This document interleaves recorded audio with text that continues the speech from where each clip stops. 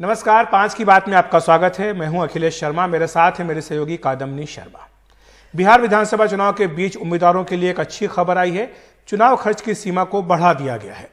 लोकसभा के लिए जहां यह सीमा अब 77 लाख रुपए कर दी गई है, छोटे राज्यों में लोकसभा के लिए यह 59.40 लाख रुपए होगी, जबकि पहले लोकसभा के लिए 40 लाख रुपए थी और विधानसभा के लिए 30,80,000 रुपए।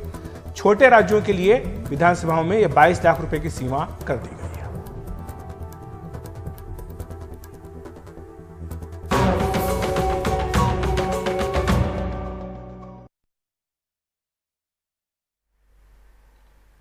और आपको हम लिए चलेंगे अपने सहयोगी हिमांशु के पास इस खबर पर चर्चा करने के लिए, लेकिन उससे पहले आपको बता दें कि बिहार में चुनाव की सरगर्मी लगातार बढ़ रही है। साथ ही तमाम दलों के बीच तल्खी भी बढ़ने लगी है। हाजीपुर में गृह राज्य मंत्री नित्यानंद राय की सभा में आरजेडी समर्थकों ने जमकर नारेबाजी की है और इस दौरान नित्यानंद राय ने मंच पर मंत्र पढ़ना शुरू कर दिया। रक्षा की विनती करता हूं का जाप करने लगे। दरअसल 2 दिन पहले हाजीपुर की ही एक चुनावी सभा में जनता के सामने उनके गिड़गिड़ाने की तस्वीर सामने आई थी, जिसे लेकर उनकी काफी किरकिरी हुई थी। अपने क्षेत्र की जनता से वो कहते दिखे कि मेरी रक्षा करो, मेरी लाज बचाओ, मैं मुंह दिखाने लायक नहीं रहूंगा। अपने इस बयान को लेकर आज हाजीपुर के सेंदवारी में नित्यानंद राय ने कहा कि उन्हें अपने बयान पर कोई अफसोस नहीं है। जनता भगवान है और भगवान के सामने वो बार बार यही कहेंगे। इसके बाद वो खुद की रक्षा करने का मंत्र पढ़ने लगे।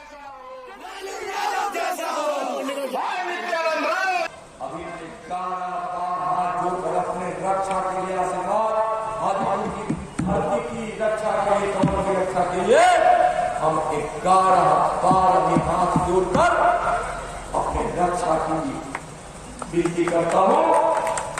हाजीपुर में कमल, हाजीपुर की धरती और अपने रक्षा की विनती करता हूँ, रक्षा की विनती करता हूँ, रक्षा की विनती करता हूँ, रक्षा की विनती करता हूँ, रक्षा की विनती करता हूँ, रक्षा की विनती करता हूँ, रक्षा की विनती करता हूँ, रक्षा की विनती करता हूँ, रक्षा की विनती करता हूँ, रक्षा की विनती करता हूँ। यह विनती ने ही हमें सुख और शांति है। मेरे विरोधी जो कहना है कह लो। भारत माता की जय, भारत माता की जय। देशभक्ति की एक पंक्ति है, अब तुम्हारे हवाले। और यूपी के मुख्यमंत्री योगी आदित्यनाथ भी बिहार में चुनाव प्रचार कर रहे हैं। आज कैमूर के बाद अरवल में एक रैली को संबोधित करते हुए उन्होंने कहा कि बीजेपी जो वादा करती है वो निभाती है, चाहे वो कश्मीर में आतंकवाद की कमर तोड़ना है या फिर अयोध्या में राम मंदिर का निर्माण। योगी आदित्यनाथ ने कांग्रेस पर निशाना साधा है। उन्होंने कहा कि उसके नेता पाकिस्तान के समर्थन में बोलते हैं। जब बिहार में लालू यादव का राज था तो कांग्रेस सरकार का समर्थन कर रही थी, तब ना गरीब को राशन मिलता था और ना ही पशुओं का चारा भी गायब हो जाता था।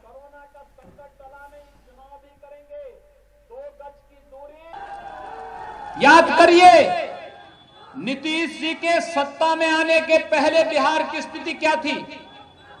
बिहार के नौजवानों के सामने पहचान का संकट था। बिहार के अंदर नक्सलवाद चरम पर बोल रहा था। जिस प्रकार से जातीय संघर्ष करा करके एक परिवार स्वयं का अपने पूरी व्यवस्था पर हावी होने का प्रयास कर रहा था, ऐसे ही कांग्रेस का नेतृत्व भी पूरे देश के अंदर जाति, क्षेत्र, भाषा के आधार पर लड़ा करके पूरे देश के अंदर केवल एक परिवार का राज चलेगा, बाकी लोग भीख मांगेंगे, इस प्रकार की स्थिति उन्होंने पैदा कर दी थी। कश्मीर की समस्या कांग्रेस की देन, नक्सलवाद की समस्या देश के अंदर कांग्रेस की देन, अलगाववाद की समस्या कांग्रेस की देन। लेकिन गरीबों के लिए कोई योजना बने, किसानों के लिए योजना बने, नौजवानों के लिए योजना बने, महिलाओं के लिए योजना बने, बिना भेदभाव के बने, ये कभी कार्य ईमानदारी के साथ उन्होंने करने का प्रयास नहीं किया। बिहार में विधानसभा चुनाव के लिए पहले चरण का मतदान 28 अक्टूबर को होना है। राज्य में चुनावी पारा चढ़ता ही जा रहा है। सभी राजनीतिक दलों ने पहले चरण के लिए अपनी पूरी ताकत झोंक दी है। तेजस्वी यादव अपनी रैलियों में उमड़ रही भीड़ से खासे उत्साहित हैं। वो इसे बिहार में बदलाव की बयार के तौर पर पेश कर रहे हैं। कल तेजस्वी की गया की रैली में जबरदस्त भीड़ देखने को मिली और ये तस्वीरें देखकर वो काफी उत्साहित नजर आ रहे हैं। उन्होंने रैली के एक वीडियो के साथ ट्वीट भी किया है। उन्होंने ट्वीट में लिखा है, बोधगया में उमड़ा जन सैलाब, बिहार इस बार अच्छी शिक्षा, उत्कृष्ट स्वास्थ्य, प्रभावशाली विधि व्यवस्था, चहुमुखी विकास, महिला सशक्तिकरण, नौकरी और रोजगार के लिए मतदान करेगा। हार देख कुछ लोग अब मुद्दों को भटकाने का असफल प्रयास करेंगे, लेकिन युवाओं, महिलाओं को नौकरी और सुरक्षा चाहिए।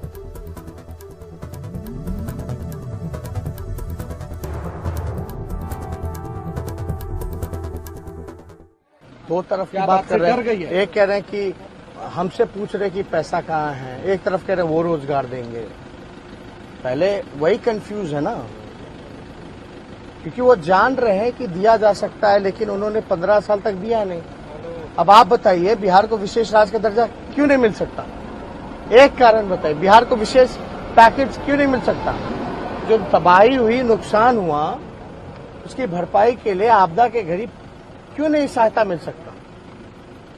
कारण तो बताएं ना। और जितने शुगर मिले थे, जितने पेपर मिल थे, जितने जूट मिल थे, ये बंद हो गए, ये खुले हुए थे ना। उधर बीजेपी अध्यक्ष जेपी नड्डा आज बक्सर में थे। वहां उन्होंने रैली की और आरजेडी तथा कांग्रेस पर तीखा हमला बोला।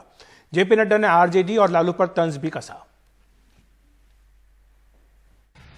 आजकल मैंने देखा आरजेडी का पोस्टर, उसमें सिर्फ तेजस्वी दिख रहे, लालू जी उसमें नहीं दिख रहे।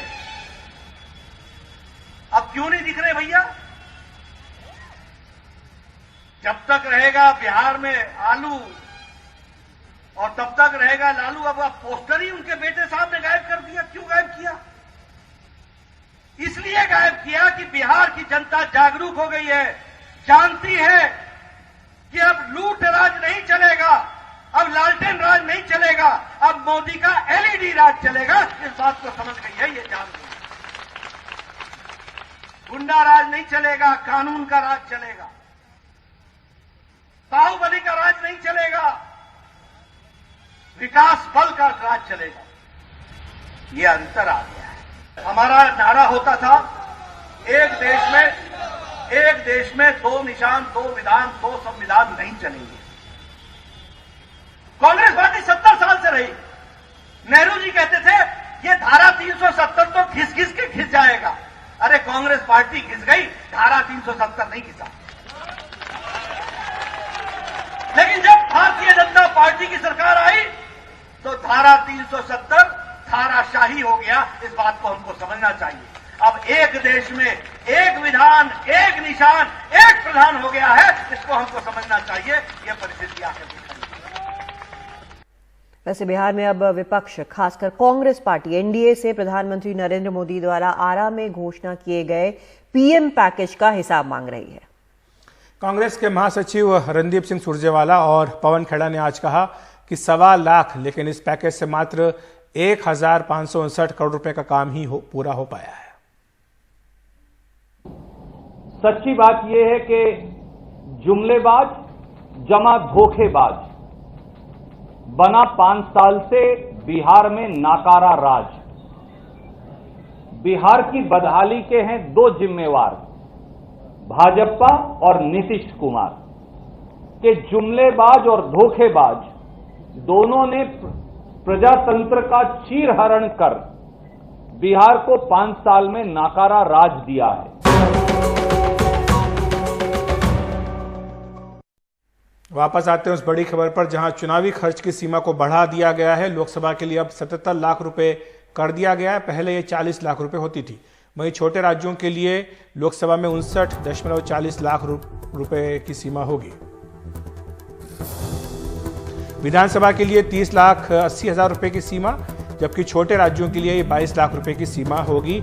हमारे सहयोगी हिमांशु शेखर हमारे साथ जुड़ रहे हैं इस महत्वपूर्ण खबर पर चर्चा करने के लिए। हिमांशु, बिहार में दंगल चल रहा है। बिहार के विधानसभा चुनाव के बीच जो उम्मीदवार हैं, निश्चित तौर पर उनको एक राहत मिलेगी, लेकिन क्या ये वास्तविक है सीमा जो बढ़ाई गई है? 10% सीमा बढ़ा दी गई है, लेकिन फिर भी कई उम्मीदवार आपको कहते हुए मिल जाएंगे कि ये खर्चा जो है इससे भी कई गुना ज्यादा होता है। जी निश्चित तौर पर देखिए, इसकी टाइमिंग भी बहुत महत्वपूर्ण है। आज ही इलेक्शन वॉच ने पहले फेज में जो 1064 उम्मीदवार बिहार में चुनाव मैदान में हैं, उनके बारे में बहुत सारी जानकारी आज सार्वजनिक की है उनके एफिडेविट को स्टडी करने के बाद।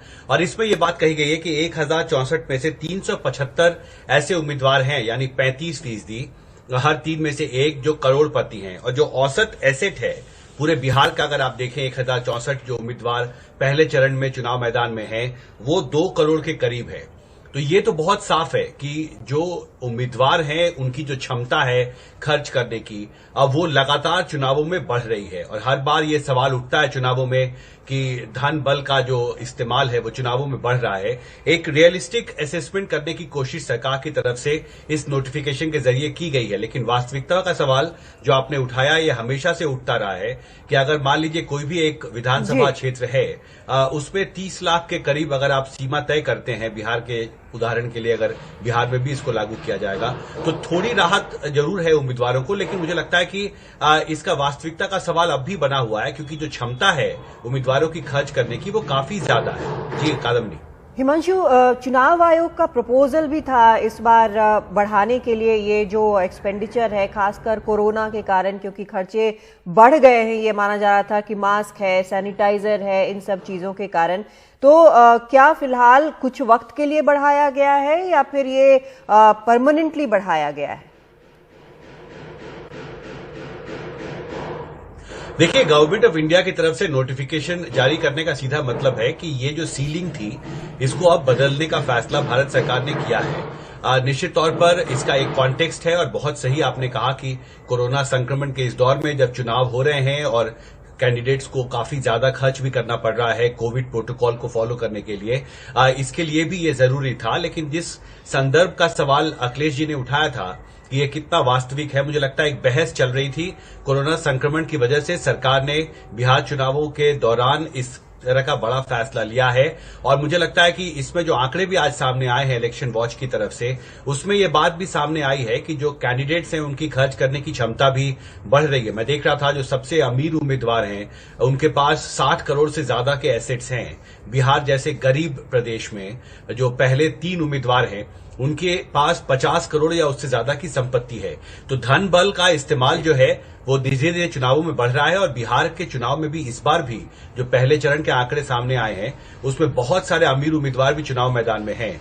तो निश्चित तौर पर मुझे लगता है कि ऐसे उम्मीदवार जो पैसा खर्च कर सकते हैं और ऐसे उम्मीदवार भी जिन्हें पैसा खर्च करने की जरूरत है कोविड प्रोटोकॉल की वजह से, उनके लिए थोड़ी राहत जरूर है। लेकिन वास्तविकता का सवाल एक बना होगा, क्योंकि आज के दिन जो विधानसभा क्षेत्र हैं और जिस तरह से का खर्च पार्टियां करती हैं और कैंडिडेट्स करते हैं, मुझे लगता है कि ये अब भी बहुत ज्यादा व्यवहारिक होगा, ऐसा नहीं लगता। जी बिल्कुल हिमांशु, कोशिश होती है चुनाव आयोग की ओर से कि उम्मीदवार जो है वास्तविक खर्च का हिसाब दें, लेकिन फिर भी कहीं ना कहीं लूप होल्स होते हैं जिनका कि इस्तेमाल उम्मीदवार कर लेते हैं। बहुत बहुत शुक्रिया आपका हमारे साथ जुड़ने के लिए। आपको बताया कि तमाम राजनीतिक दलों ने इसका स्वागत किया है। हालांकि पश्चिम बंगाल की मुख्यमंत्री ममता बनर्जी ने इसका विरोध किया। उन्होंने ये कहा था कि इससे काले धन का उपयोग चुनाव में बढ़ेगा, तो इसलिए वो चुनावी खर्च की सीमा को बढ़ाने के विरोध में थी।